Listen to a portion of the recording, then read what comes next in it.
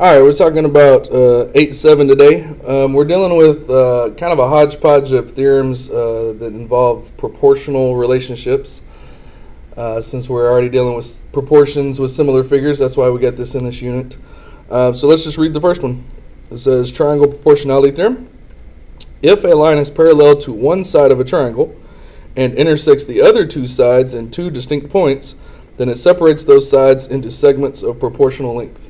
So right here you can see that line BD is parallel to one side of the triangle, and it is intersecting the other two sides. So it's intersecting this side at point B, and it's intersecting this side at point D. So anytime that happens, parallel to one side, intersects the other two sides, then it splits these two sides up into proportional segments. So the distance from C to B over the distance from B to A is equal to the distance from C to D over the distance from D to E. So we can apply this to problems where we got the same situation happening. So in example 1, you'll notice that this line is parallel to this line. So it's parallel to one side of the triangle, and it is intersecting the other two sides of the triangle. So it's going to split those two sides up into proportional segments. Now what I like about this is it almost looks like the proportion is already set up for you in the picture. So it's x over 1 equals 8 over 2. X over 1 equals 8 over 2. And there's our proportion. And all we have to do is cross multiply. So we're doing 2 times x is 2x, 1 times 8 is 8, and then you just solve your equation. Okay. Now sometimes the pictures will be turned in other directions that make things maybe a little bit more difficult to look at. Now there's more than one right way to set up a proportion. But notice again, this line is parallel to one side of the triangle, and it's intersecting the other two, so it should be splitting those segments up proportionally. You can set it up with the way it looks right now, so I could do 4 over 8 plus x and 3 over 5 plus x, or you can turn it back to the direction we just got used to seeing it, and you could do 5 plus x over 3, 8 plus x over 4. Either one of those ways will get the job done. You'll get the same answer either way. So it's not hugely important which way you prefer to do it. So whichever one makes the most sense to you, just do it that way.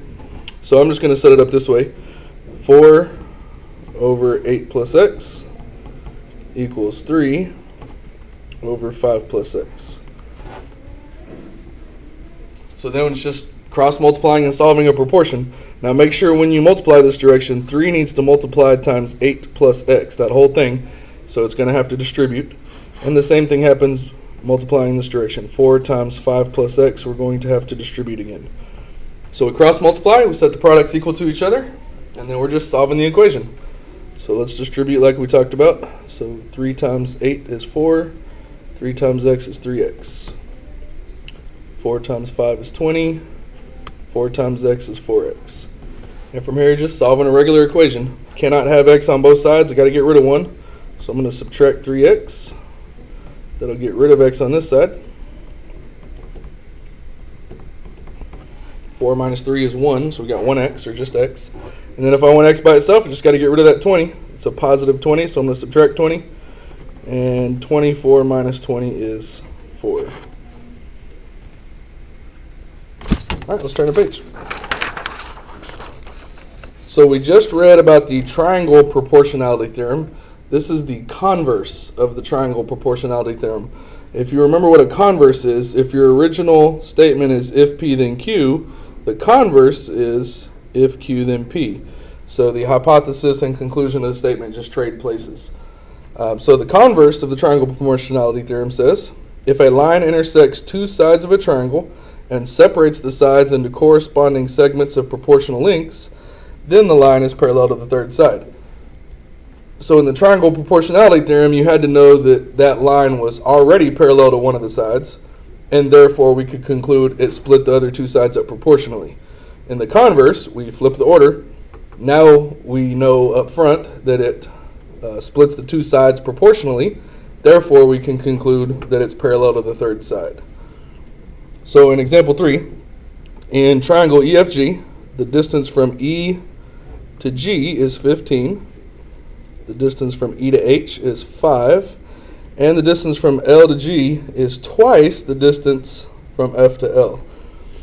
Now this can be tricky for some people to put into the picture, but this, the distance from L to G, is twice as long as the distance from F to L. Since I don't know what the distance from F to L is right now, I'm just going to call it X. And if this is X, the distance from L to G is twice as big as that, so it would be 2 times X, or 2X. So I have labeled all this information they gave me into the picture, and it says determine whether line segment HL is parallel to line segment EF. Well, according to the converse of the triangle proportionality theorem, if it's splitting these sides up proportionally, then it'll be parallel to that third side. So I need to show that these sides are proportional.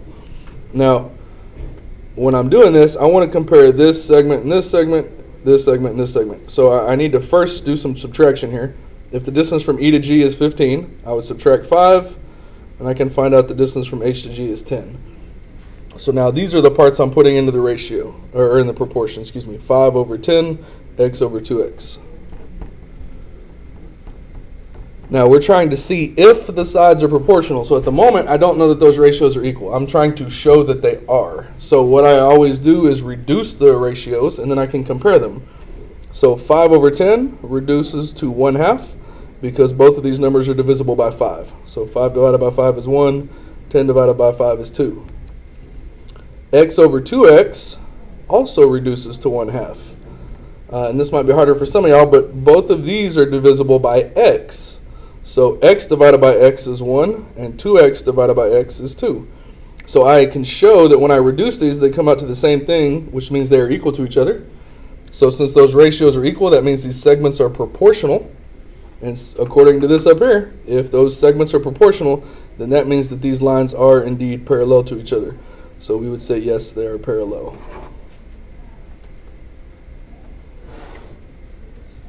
All right, in example 4, in triangle ABC, find X so that line segment DE is parallel to line segment CB. So same thing we just finished doing. We need to show that this is splitting up these sides proportionally, because if it is, then we'll know that these two lines are parallel to each other.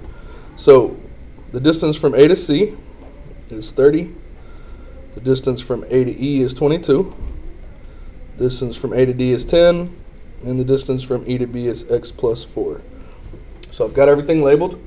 Now when I set up a proportion, I need to know what this piece is. So I'm going to do 30 minus 10 is 20.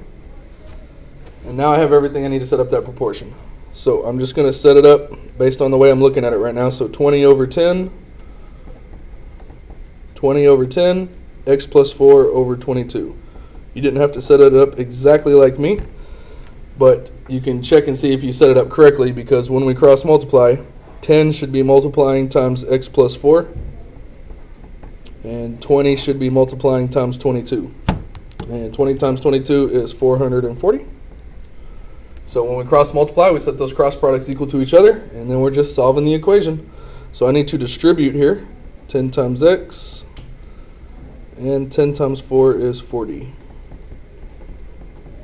And I want to get X all by itself. I'm going to start by moving the constant, so I'm going to subtract 40.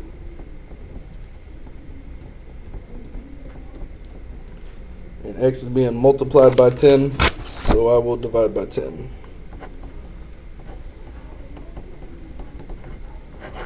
And you should get X is 40.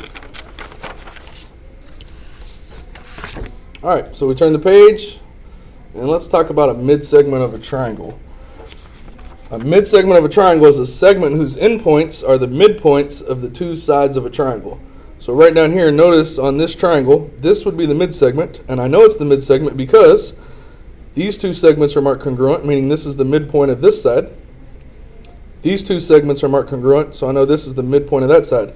So this is the segment whose endpoints are midpoints of two sides of a triangle. Okay, so that's what a mid-segment is. Now some things we know about a mid-segment. A mid-segment of a triangle is always parallel to the third side, and it is half the length of the third side. So this mid-segment is always exactly half the length of this third side that it's parallel to. So I want to solve for X and Y here. I just learned that this mid-segment is exactly half of the side it's parallel to. Well, what can we do to a half to make it equal to a whole? I can double it. I can multiply it by 2. It takes 2 halves to equal a whole. So if this is half the size, I'm going to multiply it by 2, and then it'll be equal to that whole. It'll be equal to x plus 11. So there's my equation to solve for x. I'm going to cross multiply, or excuse me, not cross multiply, I'm going to distribute. 2 times 4x is 8x. 2 times negative 5 is a negative 10. Can't have x on both sides. I'm going to subtract x off of this side. Now that I got x in one place, I'm going to start getting it by itself. I'm going to get rid of this 10. Since it's being subtracted, I'm doing the opposite. I'm adding it. And x is being multiplied by 7. I want to get rid of 7. I do the opposite, and I divide by 7. So there's x. Now I'm also supposed to find y. Well, I see y here, and these two segments were marked congruent. Anytime things are congruent, that means they are equal to each other. So I'm setting them equal to each other. And I'm just solving for y. So I can't have y on both sides, so I'm going to subtract 2y. Because that'll get rid of y on this side. And I want to start getting y all by itself. So I'm going to subtract 6. And I want to get rid of that 2. It's being multiplied by 2, so I divide by 2. So we should get y is 6.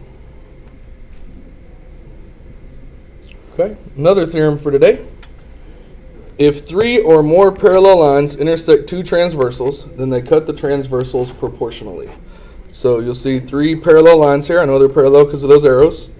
We have 2 transversals. These transversals are going to be split into proportional segments by those parallel lines. And very similar to the one we dealt with earlier, the proportion looks like it's already set up for you in the picture. The distance from P to Q over the distance from Q to R equals the distance from D to E over the distance from E to F. So let's take that theorem and do the problem on the next page. So it says find the value of x, round to the nearest hundredth. So you notice all these lines are parallel. So they're going to split these transversals up proportionally. So it's 5 over 7 equals x over 9. Looks like it's already set up in the picture for you. So we just cross multiply. 7 times x. 5 times 9 is 45. We set the cross products equal to each other, and we're just solving the equation. Since x is being multiplied by 7, I'm going to divide by 7. And I'm going to get a decimal, an irrational number, and it says to round to the nearest hundredth. So I'm keeping 2 numbers after the decimal. I look at that third number, which is an 8, and 8 is big enough I need to round up. So that last number needs to increase by 1. So that 2 will become a 3. So we'll say x is approximately 6.43. Okay, let's use the same skills we just used, but on example 7. Now this could look a little more complicated because we have 4 parallel lines instead of just 3. So that splits it up into more parts. But when we set up a proportion, we really only want 2 ratios so we can cross multiply and solve. So we're just going to focus in on the part we care about. So if I want to set up a proportion or equation to solve for x, I do not want to include y because I want x to be the only variable. So I'm just going to ignore that part for the moment and focus in on the part that I care about. So if I want to set up something for x, I'm going to do x over 3, x plus 3 over 4. X over 3, x plus 3 over 4. And I can cross multiply and solve for x. So multiplying this direction, I got 3 times x plus 3. And in this direction, I got 4 times x. So we just set the cross products equal to each other and solve the equation. So I got to distribute here. So 3 times x, and then 3 times 3 is 9. Can't have x on both sides of the equation. I'm going to subtract 3x and I get rid of it right here. That tells me x is equal to 9. So there's x. Now I want to set up something that will solve for y. So this time I do not want to include x. So I'm just going to ignore that part this time and just focus in on what's left.